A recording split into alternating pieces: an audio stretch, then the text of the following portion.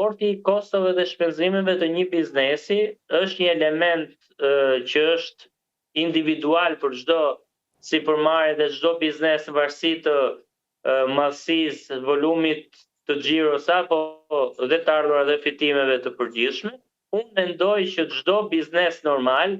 planifikon në buxhetin e vet jo vetëm për të patur më shumë të ardhur për të paguar punojësit, por edhe për t'i garantuar punojësve që kur fillon biznesi, që në plan biznesi, një shkallë rritje automatike progresive mbi bazë vjetërsie e pune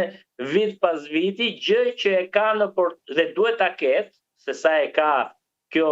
varet, duhet ta ketë në portofolin e vet një rritje sistematike progresive për punojësin mbi bazën e vjetërsisë së punës, dhe ky detyrim për të arritur pagën minimale është i parashikuar në një element që ka të bëjë me kulturën organizative dhe mbështetjen që ka sipërmarrja ndaj punojësit vet, dhe nuk është një gjë e re, është thjesht një gjë që kur i vjen me detyrim nuk pëlqehet, për ta patur nuk i pëlqen sepse